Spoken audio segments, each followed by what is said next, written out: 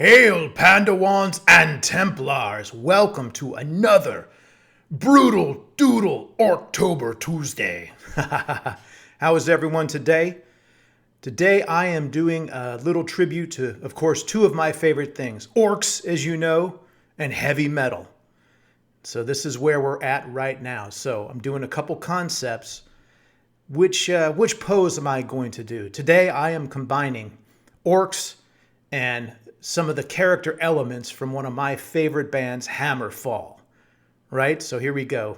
Do one or two concepts, see which one's working the best. Now, what's funny is normally I go with my first concept, right? And it was cool. It's basically the same pose as this one I'm doing here, but it's more at a sort of a three-quarter view and all that. And I thought for this, the three-quarter view I thought looked cooler, but I really wanted to showcase the weapons. I wanted to show, especially one of the new weapons I'm doing, which I'll show you. I wanted it to be more, iconic. I didn't want the art to suffer because I wanted to do a cooler pose. I wanted to show the content of the art, and I thought this, for the idea that I had, it being underlit with fire, I thought this sort of T-pose, flexing, showing both of his weapons equally was the best to go. So that's actually kind of funny because I usually go with the first pose, but in this one, I even broke my normal rule and I went with the third pose. But it was because I liked the idea of the simpler pose first. So this has to do with orcs and my love of heavy metal and my love of the band Hammerfall. So if you can see here, do you see that weapon he's holding? This is based off of the Hammerfall logo. So it's like an H and an F combined, and I basically turned it into a big old hand weapon that this orc is using. So see, there we go. That's their logo, and I'll leave that up there so people can see what I'm doing there with that. So I met Hammerfall back in, I think, 2001. I had just out of the blue, I had first heard their music that was off of their, when their third album came out called Renegade, and immediately fell in love with it. It was like classic heavy metal. It was new, fresh though. It wasn't, the old standards of Judas Priest or Maiden that you've heard a billion times, but it was in the vein of that where it felt like that, but it wasn't that. But that's the great thing. That's what was great about it, is it brought me back to the old days of classic metal, but it was modern day, at least modern at the time when it came out, which was 2000 or 2001. So I had just had been listening to it, and I saw that Hammerfall had this new fancy thing called MySpace. And so I actually got a MySpace page and reached out and said, hey, man, I love your music. I work at this game company. We're working on a fantasy game. And I listen to it all the time for, it's like not inspiration because we were already making the game, but it was like an anthem we got to listen to. It was a soundtrack, right? So I got a reply back, and, I had talked to Oscar, who was the founding member, guitar player, main music writer, and he said he had played Lost Vikings, which was the first game that I ever worked on, right? And so that was just super, super cool. I mean, and that game was brutal. There was like no saves back in the day, basically. It was like those old games. It's like where you start off, you're blinking, and you got 2 seconds, and then you die, right? Lost Vikings was a very hard game, and it was, you would be able to save it, but I don't believe you could save it mid-game. I think it was saving the level you were on. I can't remember. Nowadays you can save anywhere. It's no problem. But in the OG days of video games, you're lucky if you got a save. Your electricity went out. There's no backup. You're done. So my first piece of art I worked with them on was for the single that they were going to do called Hearts on Fire. And that one, I think, Hearts on Fire, I think, is arguably their most popular or, well-known song.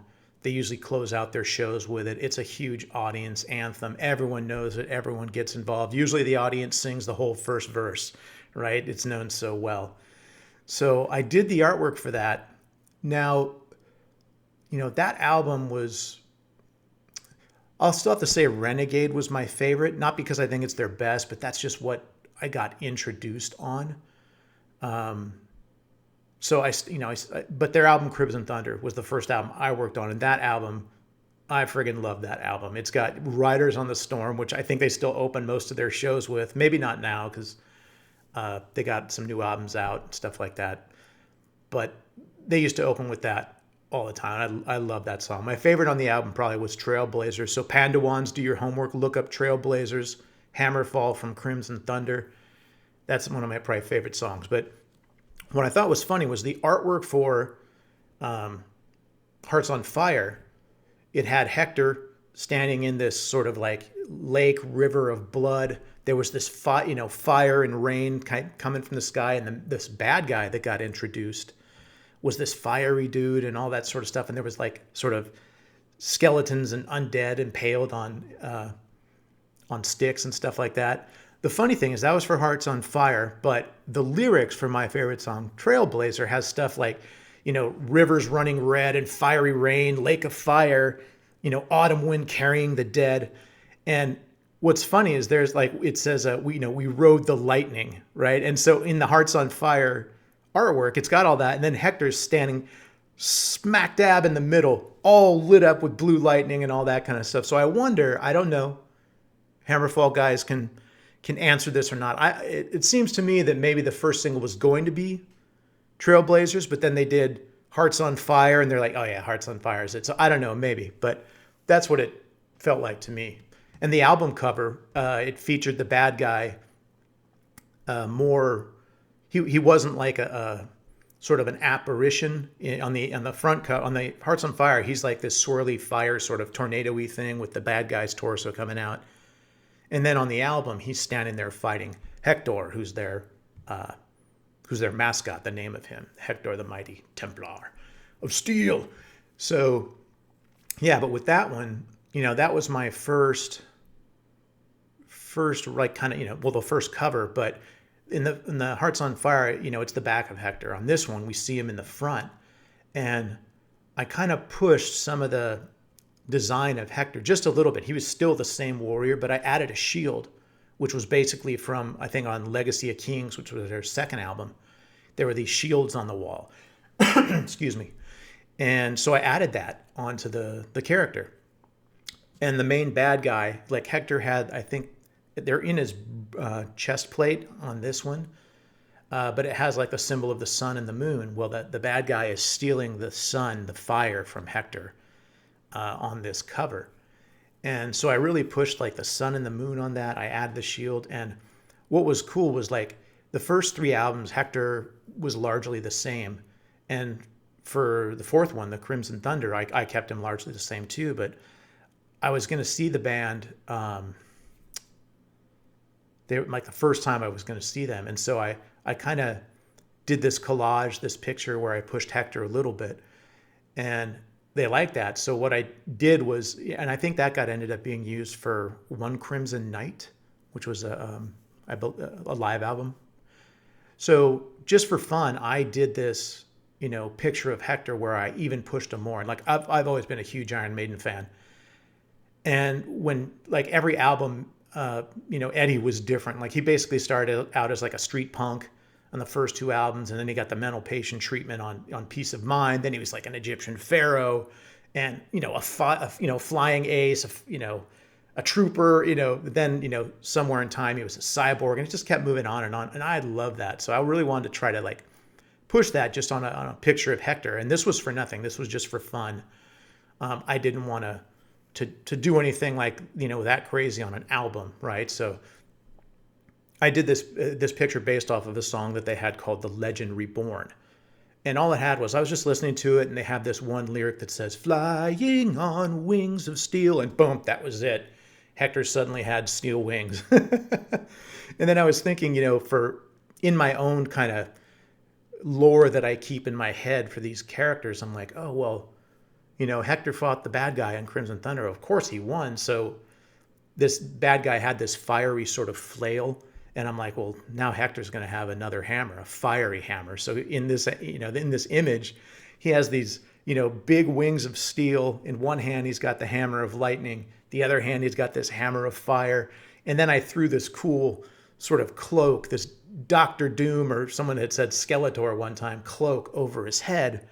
So he just had this cool new look, and they dug it. And I think they ended up using it for, I think it was Rebels with a Cause. I think that's the name of it was a DVD.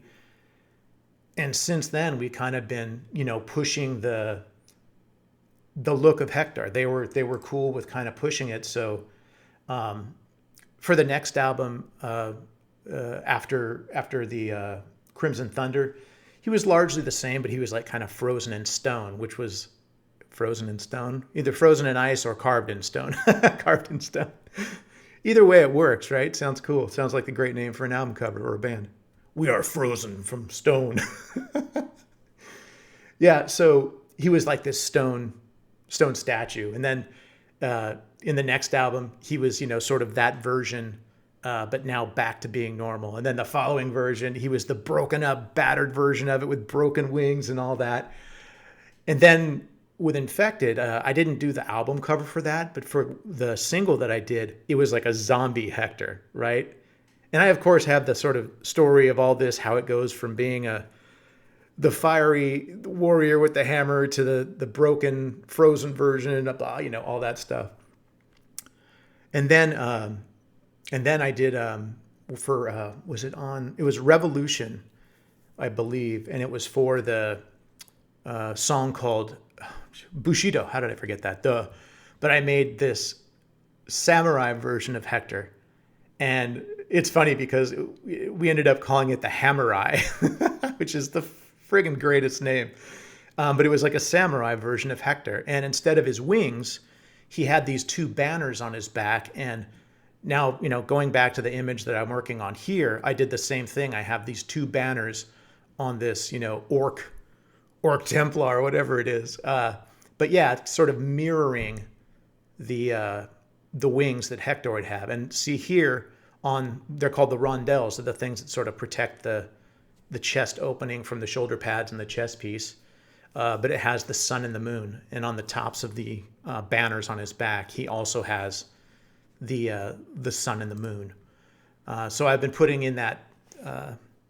Sorry, I've been walking down memory lane. I'm not even talking about this image here. So yeah, the cool thing about this is I didn't want to make this, an orc as Hector, or I didn't want to do, Hector as an orc. I just wanted to do the elements that are iconic to Hector, which are, of course, the hammer. The mask that he has is basically a standard Hector sort of faceplate, which works great with the orc because it looks like cheekbones. It looks like the cheekbones. The cheekbones going down, and I put that sort of iron jawline that has the tusks and like just the spikes, but that makes it feel orcish. The hammer, of course, is probably the ultimate symbol of Hammerfall, and so I wanted to make a more orcish one, but I also wanted to keep it more simple design. Like the Hammerfall hammer is just a big square chunk of stone, and usually it's augmented with different chains or different ropes or things like that. But the main thing I love is what I'm working on here is, and it's, sorry, I keep zooming around, the Hammerfall bladed weapon. I'll come up with a cool name for that. But that is their symbol, just done with blades, and that's just awesome. I love that right there. Yeah, okay, so, back to, again, the lore. Usually like when bands come out, and, their later albums, there was this one saying, it was in a Left 4 Dead. There's a band, this fictitious band called the Midnight Riders, and Coach, was answering a question. Who was it?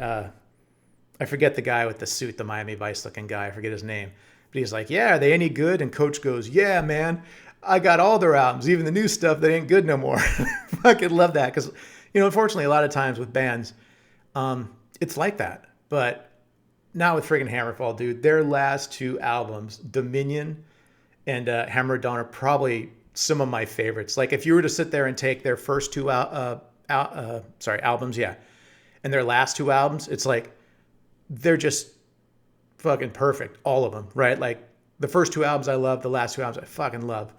Artistically, I love the last two albums because we thought ahead on this one. Like, and as a joke, usually we'll just come up with some ideas. They'll have some ideas, or they'll say, come up with some concepts, and we do it. Well, this one was like, what if, we do this sort of, demonic Hector, right?